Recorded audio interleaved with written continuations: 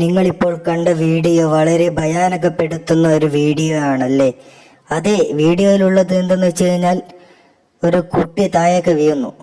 വലിയ എത്രയോ മുകളിൽ നിൽക്കുന്ന ഒരു ഫ്ലോറിൽ നിന്നും ഒരു കുട്ടി താഴേക്ക് വീഴുന്ന ആ ഭയാനകം ചെലുത്തുന്ന ദൃശ്യങ്ങൾ.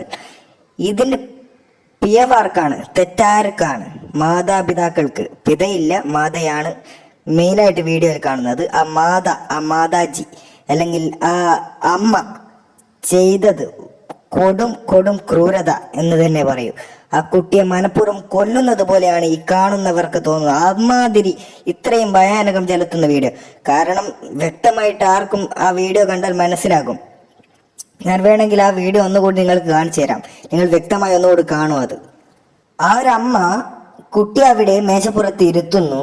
ആ കുട്ടി, അതും ഗ്ലാസ് തുറന്നിട്ടുള്ള ഒരു ഇതാണ്, സ്ഥലത്ത് തന്നെ ഇരുത്തുന്നു. ആ ഗ്ലാസ് തുറന്നിട്ടാണുള്ളത്. എന്നിട്ട് അവിടെ തന്നെ ഇരുത്തുകയും അവിടെ ഇരുത്തിയതിനു ശേഷം കുട്ടി പിന്നോട്ടേക്ക് മറിഞ്ഞ് വീഴുന്ന ദൃശ്യമാണിത്.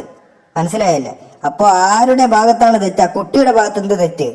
കുട്ടിക്ക് ബുദ്ധിയില്ലാത്തൊരു കുട്ടിയാണ്. അതുമാത്രമല്ല, അവിടെ ഇരുത്തുന്നു.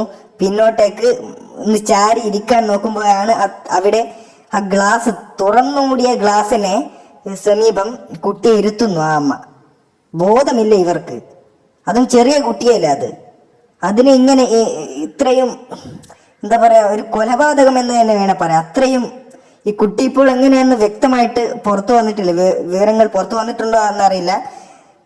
എന്തായാലും വലിയ രീതിയിലുള്ള ഫ്ലോറിൽ നിന്ന് താഴേക്ക് വീണാൽ ജീവന് കിട്ടുമോ എന്നതിൽ വലിയ തോതിൽ സംശയമാണ്.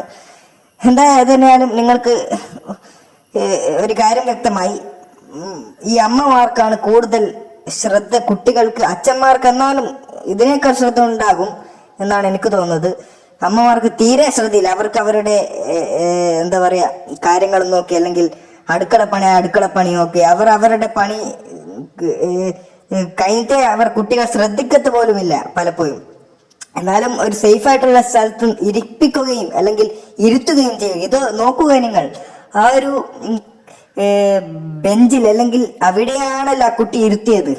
പിന്നീട് ആ ആളുകളൊക്കെ അവിടെ വന്നു കുറെ പേർ താഴേക്ക് ഇറങ്ങി പോകുന്നത് കാണാം.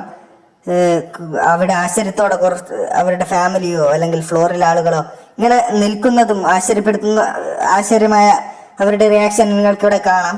അപ്പോൾ വ്യക്തമാണ് ആ കുട്ടിയെ ജനാല തുറന്നതിന്റെ സമീപം തന്നെ ഇങ്ങനെ ഇരുത്തി, ഈ ജനലും തുറന്ന് ഇട്ട അതേ സ്ഥലത്ത് എന്തിന് കുട്ടിയെ ഇരുത്തി?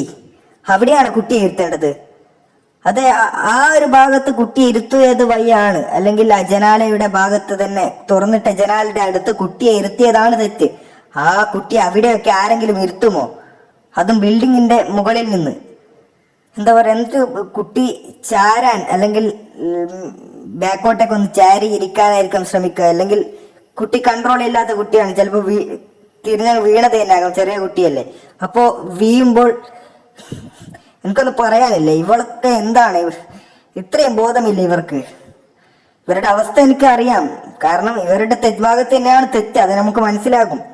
എന്നാലും എനിക്കൊരു കാര്യം ഈ വീഡിയോ കാണുന്ന ഓരോ അമ്മമാരോടും അതുപോലെ തന്നെ ഈ വീഡിയോ കാണുന്ന ഓരോ പ്രേക്ഷകരോടും, ഇപ്പോൾ ഏതൊരു വയസ്സിലായ ആളോ, ഏതൊരു എന്താ പറയുക, നിങ്ങളൊരു വിദ്യാർത്ഥി പ്രായമുള്ളവരാണ് ഈ വീഡിയോ കാണുന്നതെങ്കിൽ പോലും, അല്ലെങ്കിൽ ഒരു അച്ഛനാണ്, അല്ലെങ്കിൽ ഒരു അപ്പൂപ്പൻ എന്ന രീതിയിലാണ് ഉള്ള ആളാണ് നിങ്ങൾ, ആര് തന്നെ ആകട്ടെ, നിങ്ങളൊരു അമ്മയാണ്, ആര് തന്നെ ആകട്ടെ, ഈ വീഡിയോ കാണുന്ന ആര് തന്നെ ആകട്ടെ, നിങ്ങളുടെ വീട്ടിൽ ഇത്തരത്തിലുള്ള കുട്ടികളുടെ കാര്യത്തിൽ കുറച്ചെങ്കിലും മാതാപിതാക്കൾ നല്ല രീതിയിൽ ശ്രദ്ധിക്കുക തന്നെ വേണം. എങ്കിൽ മാത്രമേ കുട്ടിയെ ഒരു 2 വർഷം പോയിട്ട് 2 മാസം, എത്ര വയസ്സായ കുട്ടിയാവട്ടെ, അവരെ ശ്രദ്ധിച്ചു നോക്കണം.